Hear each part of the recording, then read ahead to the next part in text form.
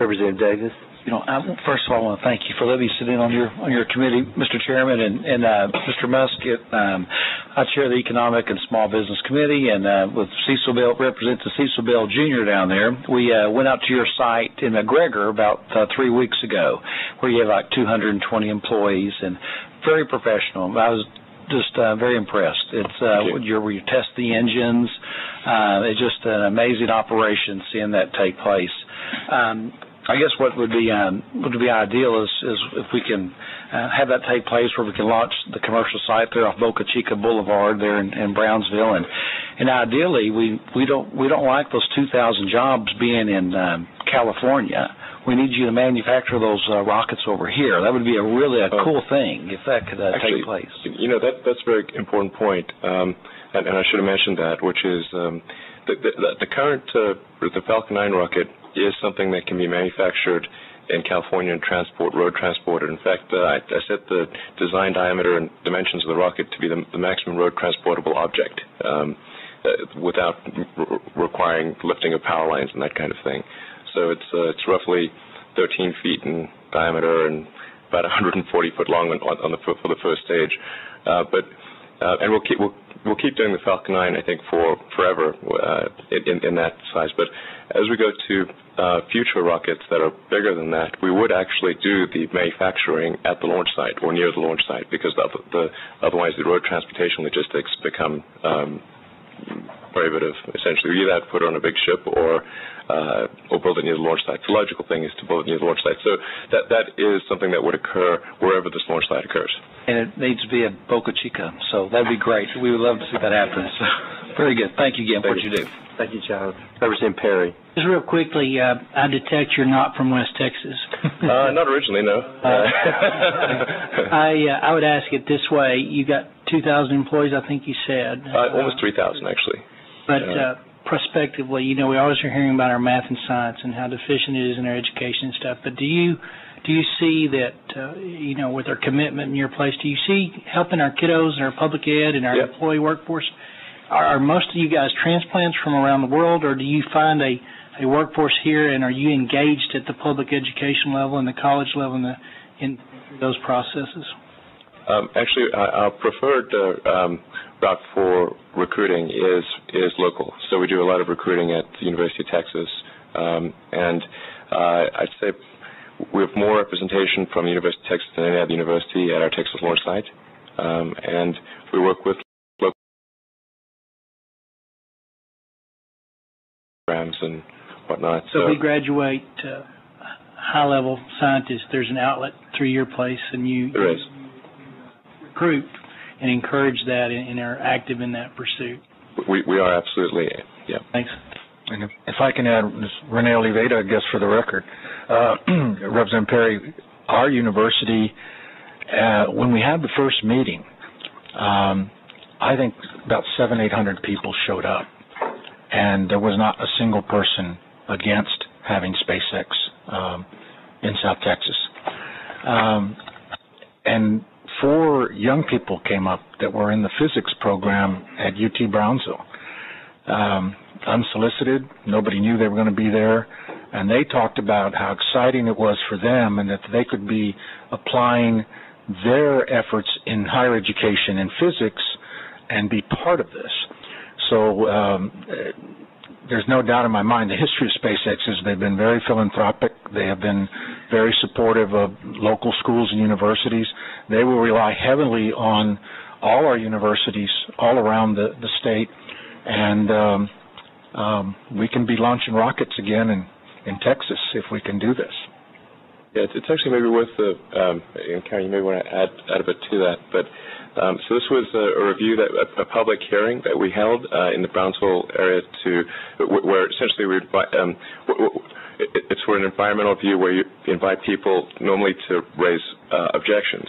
I don't know if there were people that wanted to object, but they didn't get a chance to object because people kept coming up to the mic and voicing their support.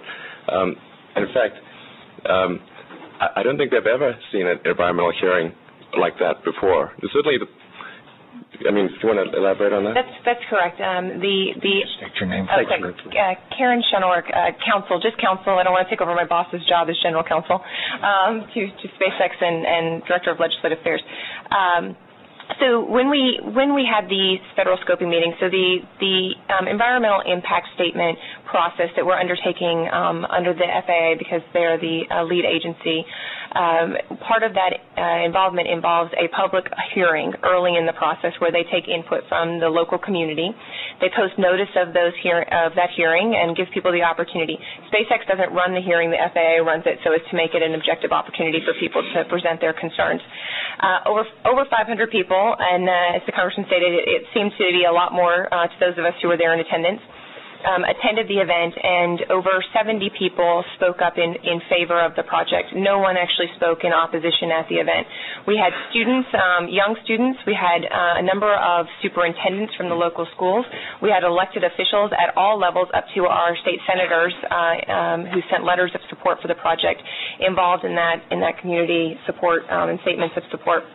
And what the FAA did say to us at that event was they had never seen a turnout of so many people with no opposition before in the history of their experience with an EIS public scoping hearing. They were incredibly impressed by the community support and by the wealth and breadth of folks that showed up to voice their support for the project and who they continue to hear from in support of the project.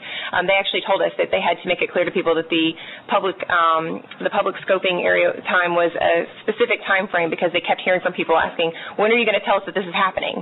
Because they had to give their information to the folks there, and they kept trying to contact them to tell them how much they want this project in Brownsville. So I have to say from my perspective, it has just been absolutely amazing to see the support that we've received from the local community.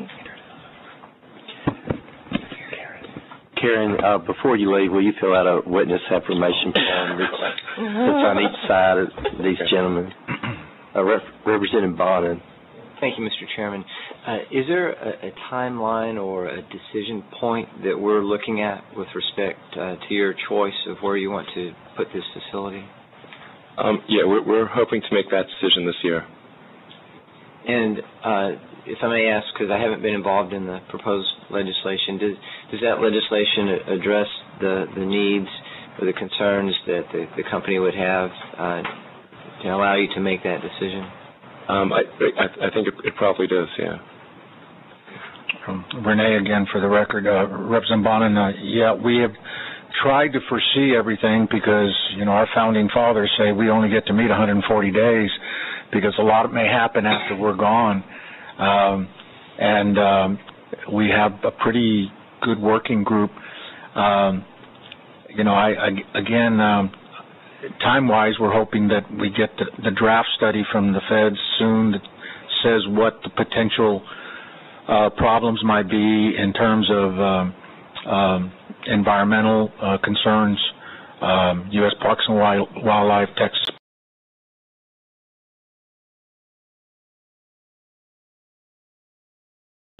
But, a lot of this may happen while we're gone, so we're in a position of having to do things contingent upon us being the final place to go. And it is a strange deal because those other states will still be in sessions and they're coming up with their own competitive packages to, out there. So I know Chairman Pitts is concerned about this as well, and we've talked about a spaceport funding, and again, I think Mr. Musk would say, and I'll take the liberty of speaking on his behalf, that we're looking at more than SpaceX. Potentially, there are several other companies that are looking at Texas, and our coastline and our advantages are great.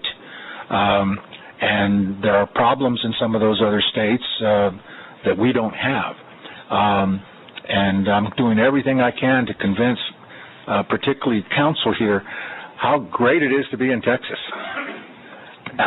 By the way, for the record, Mr. Musk, I think you were raised in South Africa? I was born and raised in South Africa, and he is now a proud resident of Los Angeles with five children. And He's done a lot. I could brag about him a long time, but I know you have a lot. His history is incredible in what he's done. I just wanted to, is there a specific contingency appropriations request associated with the legislation or the rider or something? I think we're trying to look at what other states are doing and see how competitive we can be. We've heard some numbers from the other states that are pretty impressive, and they're not just talking about money, they're talking about donating land. We at the local level are being very aggressive and trying to be part of the package in terms of assistance, and because it is a remote area of the county. It needs to be a remote area, obviously. So we're trying to work on getting power and water to this area that doesn't have it. But in terms of a specific number, I guess I'm not prepared to say, but we need to be competitive is how I'd leave it for now. I wish I could say X will do it, but... I appreciate your comments, and I'm not trying to be abrupt, but perhaps with a surgeon's mentality, I tend to be very to the point. And yeah, no, that's a good question. What the action items are. I just don't have, unfortunately, a number yet that I would even want to suggest right now. We're trying to see what the other states are doing, and we may not be able to match them. That's a risk. But the governor's committed to this, and there are discussions about what TxDOT can do and discussions about what the Enterprise Fund might do and other things so that we can be competitive and bring them here. Thank you. Representative Bell. I just wanted to say, having toured the McGregor site, as Chairman Davis said earlier, I was very impressed. And if you're looking for remote, McGregor, by the way, fits the category. I like McGregor, but it certainly is remote. But to be able to be standing next to the Dragon spacecraft, it is great to know that there is a private sector desire to make certain that we maintain our presence as the leading entity in the world, and I think you guys do a great job of what you do. I, for one, want to see you expand in Texas. So, anyway, we appreciate you from here. Can you just briefly tell us about the vehicle that you have created, Sure. The Tesla? Oh, sure. Okay, Tesla, yeah, absolutely.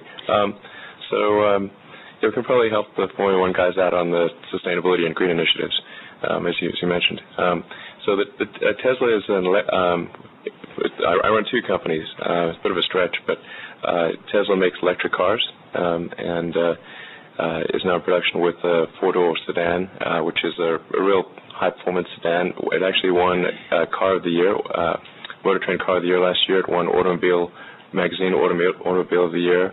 And it's so essentially saying it's the best car of any kind, not merely the best electric car, which I think was a key milestone for electric vehicles to be recognized, not just within an electric vehicle category, but across all vehicles. We're in production of that, doing about 400 cars a week, going throughout the United States. Texas is actually one of our biggest. I think maybe the second or third in terms of states, in terms of the number of customers in Texas. And it is a bit of a challenge actually operating in Texas because our approach is to do direct sales rather than go through the traditional franchise system. So it just presents some challenges in Texas, and would love a slight modification of the law. Not here today to ask for that, but just mentioning. Just saying. Thank you. I drove your car, and it's a very exciting experience. Thank you. Is there any other questions? Actually, I should mention, we're just opening the Tesla Gallery in Austin at the Domain. So if you want to go check it out, please do. Yes, and anyone who wants is invited to our test site at McGregor. Anytime you'd like, we'd be happy to host you. We also have these big barbecues once a year that maybe you'd want to go to. And then one little bit of trivia, my grandfather was actually American, and he paid his way through college by doing rodeo tricks. I hope people might appreciate that. Well, thank you for coming here today. It was a real honor for this committee to have you. All right. Well, thanks very much for having me. Thank you. Thank you. Thank you, Mr.